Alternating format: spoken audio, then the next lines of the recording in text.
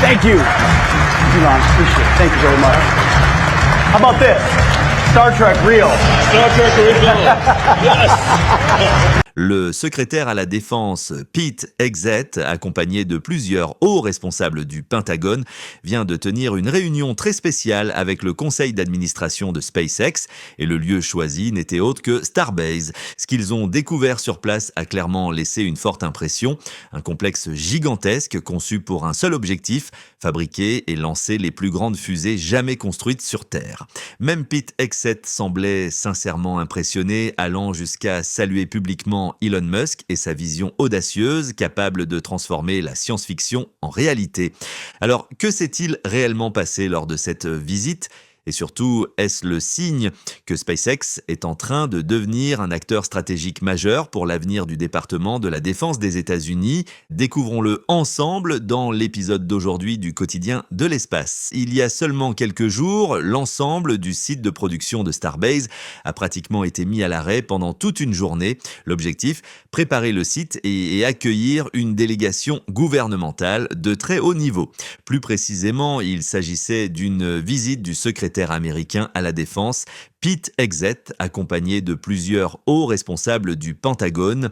Le sénateur texan John Cornyn était également présent, une figure clé du Congrès, connue de longue date pour son soutien au budget de la NASA et aux contrats accordés à SpaceX.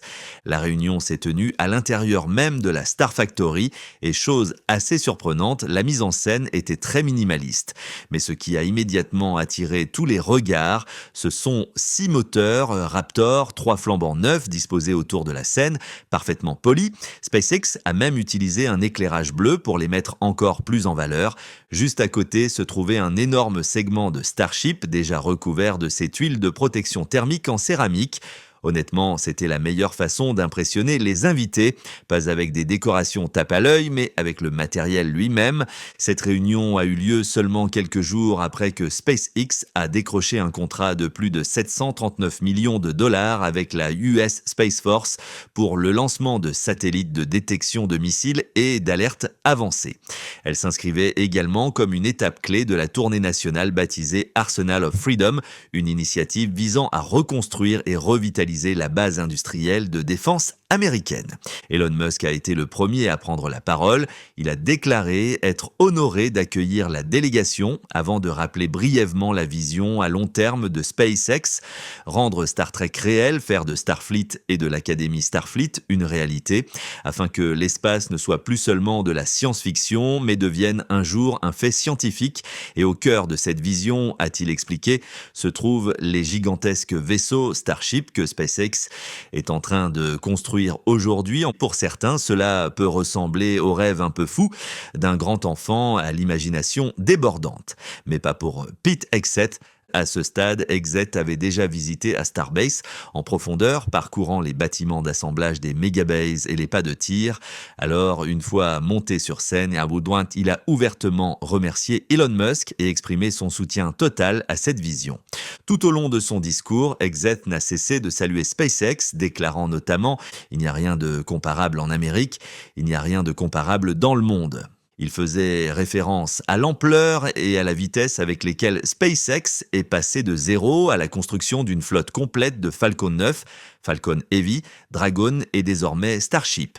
Un exploit qu'il affirme n'avoir jamais observé chez la NASA, Blue Origin, Boeing ou Lockheed Martin.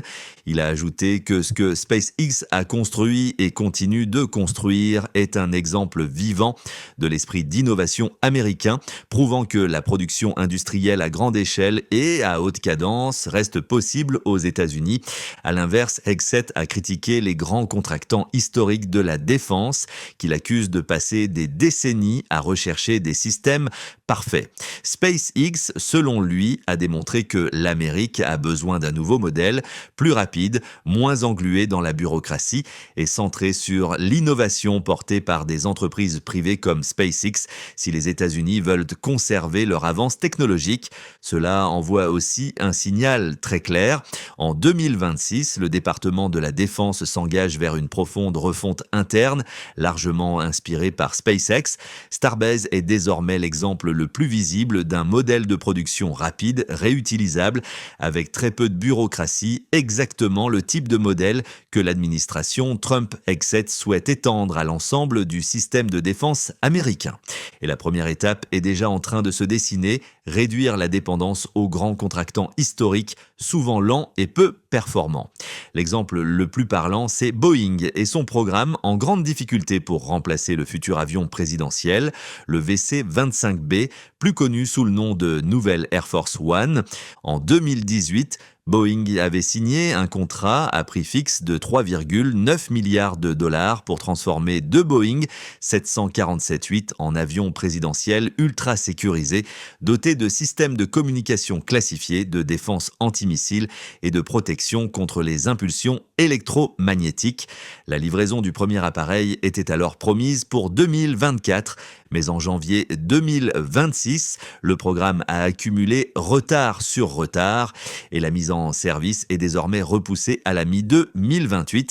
Cela représente près de 4 ans de retard par rapport au calendrier initial, avec un coût total qui aurait explosé entre 5 et 6 milliards de dollars. Le gouvernement américain, et le président Trump en particulier, a clairement fait savoir son exaspération, critiquant Boeing à de nombreuses reprises et publiquement. Le programme VC-25B est peu à peu devenu le symbole de tout ce que l'administration reproche aux contractants historiques de la défense: lenteur, inefficacité et gaspillage. À l'inverse, SpaceX a bâti une relation de travail longue et extrêmement efficace avec le département de la Défense, désormais appelé Department of War, en se distinguant par sa rapidité d'exécution, ses coûts plus bas et une fiabilité élevée.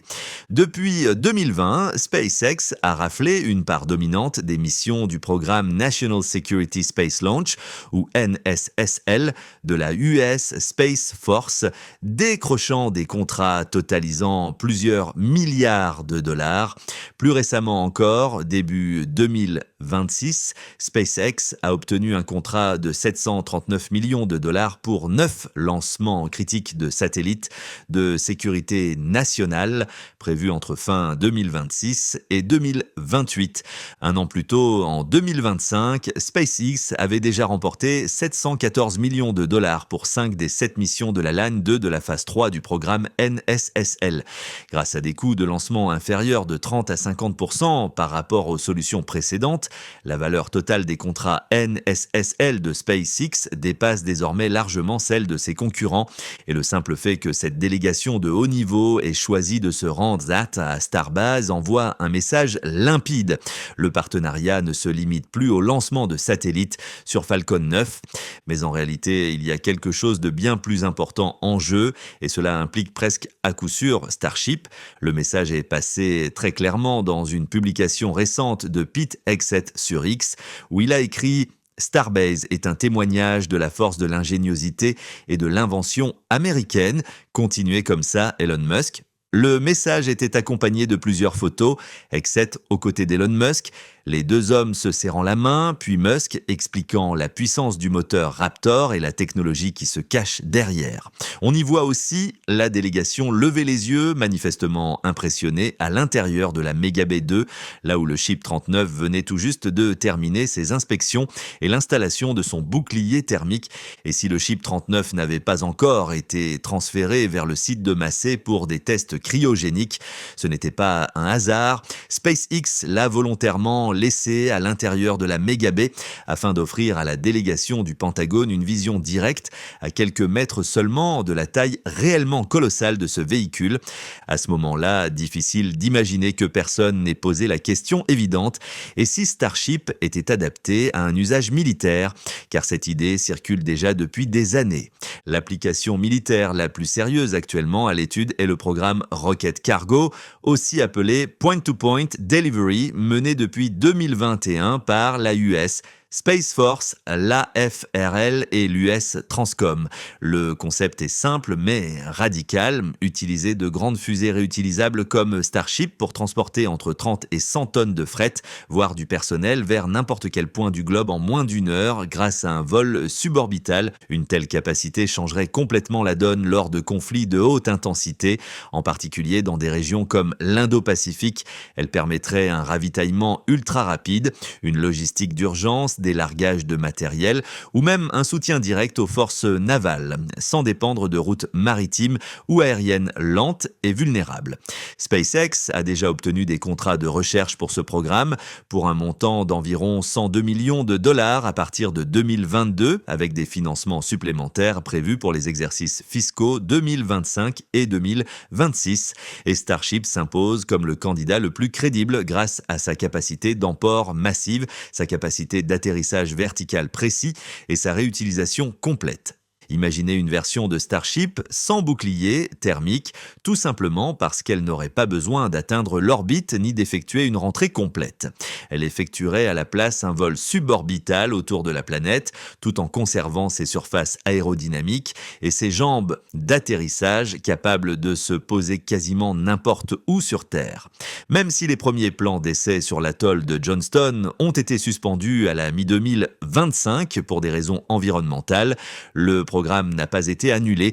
Le département de la Défense continue de chercher des sites de tests alternatifs avec un vol de démonstration désormais envisagé pour la fin de l'année fiscale 2025 ou courant 2026.